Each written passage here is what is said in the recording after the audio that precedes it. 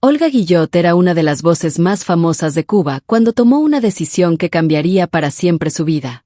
En 1961 salió de la isla con su pequeña hija y no volvió a vivir allí jamás. Después ocurrió algo todavía más doloroso. Según contó la propia Olga años más tarde, sus canciones dejaron de escucharse oficialmente, sus programas de radio y televisión fueron apartados, y una artista que había triunfado durante casi 2 décadas dentro de Cuba comenzó a ser tratada como si nunca hubiera existido. Pero había un problema para quienes pretendían silenciarla. Olga Guillot ya no pertenecía solamente a Cuba. Su voz había cruzado fronteras. Y mientras desaparecía de los medios oficiales de su país, en México, Estados Unidos y América Latina estaba a punto de comenzar una segunda carrera todavía más grande. ¿Cómo se convierte una de las cantantes más queridas de una nación en una figura prácticamente prohibida dentro de su propia tierra? Olga Guillot nació el 9 de octubre de 1922 en Santiago de Cuba. Siendo todavía niña, su familia se trasladó a La Habana. Allí comenzó una relación con la música que primero compartió con su hermana Ana Luisa. Las dos formaron el dúo Hermanitas Guillot y participaron en espacios de radio destinados a descubrir nuevos talentos. Olga todavía estaba lejos de la imagen que después la convertiría en la reina del bolero. Su gran oportunidad llegó durante la década de 1940. El cantante y director Facundo Rivero descubrió las posibilidades de aquella voz grave, dramática y diferente. Olga comenzó a trabajar profesionalmente y poco a poco dejó de cantar como una intérprete más. Construyó una manera propia de decir cada palabra. No se limitaba a interpretar un bolero. Lo actuaba. Podía convertir una canción de 3 minutos en una escena completa de celos, abandono, deseo o despecho. Esa intensidad terminó siendo su sello. También viajó temprano a Nueva York y realizó grabaciones para el mercado internacional. Después llegó México, país que se volvería fundamental en su historia. Pero durante los años 50, Cuba seguía siendo su casa y el centro emocional de su carrera. En 1954 grabó una canción que terminó identificándola durante décadas. Miénteme. El bolero, compuesto por Chamaco Domínguez, se convirtió en un enorme éxito y llevó la voz de Olga Guillot mucho más allá de los clubes nocturnos de La Habana. La cantante recibió reconocimientos, apareció constantemente en radio y televisión y fue considerada una de las grandes intérpretes cubanas de su generación. Cuando comenzó 1959, Olga tenía algo que muy pocos artistas alcanzaban. Fama dentro de Cuba. Éxito internacional. Discos populares. Trabajo constante. Y una identidad artística perfectamente reconocible. Entonces triunfó la revolución encabezada por Fidel Castro. Al principio, como ocurrió con muchos cubanos, Olga no abandonó inmediatamente el país. Continuó trabajando. Pero su relación con el nuevo gobierno se deterioró rápidamente. La cantante nunca escondió su rechazo al rumbo político que estaba tomando Cuba. Años después afirmó que fue detenida en varias ocasiones y que llegó a recibir una amenaza relacionada con su hija. Olga relató que le dijeron que, si continuaba hablando contra la revolución, podía dejar de verla. Su hija Olga María todavía era muy pequeña. Aquello cambió la dimensión del conflicto. Ya no se trataba únicamente de decidir dónde cantar.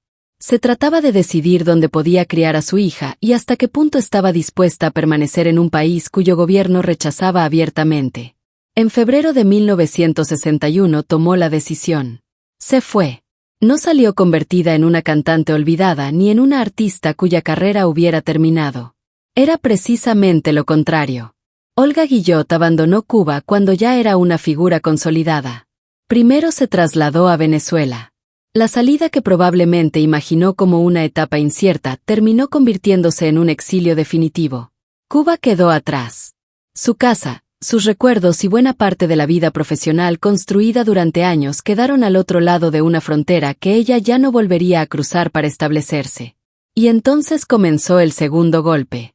Olga afirmó que sus propiedades fueron confiscadas por el gobierno cubano. Pero había algo que para una cantante podía doler todavía más que perder una casa. Perder su lugar dentro de la memoria pública de su país. En una entrevista realizada décadas después, Olga describió lo ocurrido con una frase demoledora. Dijo que en Cuba habían silenciado sus boleros y eliminado sus antiguos programas de radio y televisión, como si ella nunca hubiera existido. No significa que los cubanos dejaran de recordar a Olga Guillot. Eso era imposible. Sus discos ya circulaban desde antes de la revolución y muchas familias conocían perfectamente su voz. Lo que desapareció fue su presencia en los medios oficiales. Su oposición política la convirtió en una de las figuras del exilio cubano que dejaron de formar parte de la programación cultural permitida dentro de la isla. Pero fuera de Cuba ocurrió exactamente lo contrario. México volvió a abrirle las puertas. Olga ya conocía el país y tenía allí público, amigos y contactos profesionales. Terminó estableciéndose durante décadas y llegó a considerarlo su segunda patria. En lugar de intentar reconstruir exactamente la carrera que había perdido, comenzó otra etapa. Grabó para compañías mexicanas. Interpretó canciones de compositores como Luis Demetrio y más adelante, Armando Manzanero. Trabajó en cine. Apareció en televisión. Y continuó viajando. La mujer cuya voz había sido apartada de los medios de su país empezó a escucharse cada vez en más lugares. En 1963 recibió en Hollywood un reconocimiento como intérprete de bolero. Y un año después llegó uno de los momentos más importantes de su carrera. En 1964 se presentó en el Carnegie Hall de Nueva York. Olga Guillot estaba entrando a uno de los escenarios más prestigiosos del mundo, mientras en Cuba su nombre permanecía fuera de los medios oficiales. La contradicción era difícil de ignorar. Intentaban reducir su presencia en la isla justo cuando su carrera se hacía internacional. Después llegaron actuaciones en distintos países de América, Europa y Asia. Olga cantó durante décadas en ciudades donde existían comunidades cubanas que habían seguido un camino parecido al suyo. Para muchos exiliados, escucharla ya no significaba únicamente recordar un bolero. Significaba escuchar una parte de la Cuba que habían dejado atrás. Y Olga entendió perfectamente ese papel. Nunca separó completamente su carrera de su posición política. Fue una crítica abierta de Fidel Castro y mantuvo esa postura durante el resto de su vida. Ahora piensa en esto. ¿Tú habrías guardado silencio para conservar tu casa y permanecer en tu país? ¿O habrías elegido irte aún sabiendo que quizás nunca podrías regresar? Déjame tu opinión en los comentarios.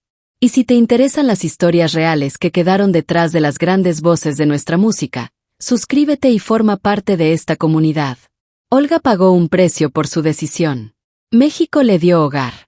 Miami le dio una comunidad cubana enorme. Los escenarios internacionales le permitieron seguir trabajando. Pero ninguno de esos lugares podía sustituir completamente al país donde había comenzado. Pasaron los años. Después las décadas. Olga siguió grabando y presentándose cuando muchas voces de su generación ya se habían retirado. Su repertorio creció con canciones como Tú me acostumbraste, Soy lo prohibido, No, Bravo y Me muero, me muero. Su manera de interpretar también influyó en generaciones posteriores de cantantes románticos. José José la reconoció como una figura importante en su vida, y Olga mantuvo una estrecha amistad con otra cubana que conocía perfectamente el costo del exilio. Celia Cruz. Las dos compartían algo más que fama. Ambas habían salido de Cuba y ambas permanecieron durante décadas fuera de la programación oficial de la isla por su oposición al gobierno revolucionario. Celia murió en 2003. Olga continuó. Y con el paso del tiempo, regresar a Cuba dejó de parecer una posibilidad cercana. Ella no quería simplemente volver como turista. Su discurso público era claro, deseaba regresar cuando las condiciones políticas fueran distintas. Eso nunca ocurrió durante su vida. Lo extraordinario es que el intento de borrarla no consiguió borrar el recuerdo. Sus discos siguieron circulando. Sus interpretaciones se conservaron fuera de Cuba. Las nuevas generaciones pudieron encontrar grabaciones realizadas antes y después del exilio. Incluso dentro de la isla, su nombre sobrevivió entre quienes recordaban la época anterior a 1959 y entre músicos que conocían perfectamente su importancia para la historia del bolero. Décadas después de su salida, todavía existía incomodidad alrededor de su figura. En 2024, 14 años después de su muerte, medios independientes cubanos informaron que un homenaje planeado para Olga Guillot dentro del Festival Boleros de Santiago de Cuba fue desautorizado. La cantante llevaba muerta desde 2010. Fidel Castro también había muerto. Habían pasado más de 60 años desde que Olga salió del país. Y aún así, su nombre seguía provocando conflicto. Eso revela la dimensión de lo que ocurrió. No se trató simplemente de una artista que emigró buscando mejores oportunidades. Olga convirtió su salida de Cuba en una ruptura política permanente. Y el gobierno cubano convirtió esa ruptura en silencio oficial. Sin embargo, mientras su presencia desaparecía de la radio de la isla, ella siguió construyendo una carrera enorme fuera de ella. Cantó durante aproximadamente 6 décadas. Grabó decenas de discos. Actuó en México, Estados Unidos, España y numerosos países de América Latina. Recibió reconocimientos por su trayectoria y terminó convertida en una referencia inevitable cuando se habla del bolero. El 12 de julio de 2010, Olga Guillot murió en Miami después de sufrir problemas cardíacos. Tenía 87 años. La acompañaban su hija y personas cercanas. No regresó a vivir a Cuba. Ese fue uno de los grandes dolores que mantuvo hasta el final. Poco antes de morir había expresado que una de las cosas que más lamentaba era no haber visto la transformación política de su país que esperaba desde el exilio. Su despedida ocurrió en Miami, una ciudad llena de cubanos que comprendían perfectamente lo que significaba morir lejos de la isla. El féretro fue cubierto con la bandera cubana. La mujer a la que durante décadas se le había negado un lugar visible en los medios oficiales de Cuba se marchaba rodeada precisamente por los símbolos del país que nunca dejó de considerar suyo. Esa es la paradoja final de Olga Guillot. El gobierno podía controlar una estación de radio. Podía decidir qué cantante aparecía en televisión. Podía retirar un nombre de la programación cultural. Lo que no podía controlar era lo que millones de personas ya habían escuchado. Olga había grabado su voz antes de marcharse. Y una grabación puede cruzar una frontera mucho más fácilmente que una persona. Por eso, el intento de silenciarla terminó fracasando. La artista salió de Cuba. Su música no. Gracias por compartir estos minutos.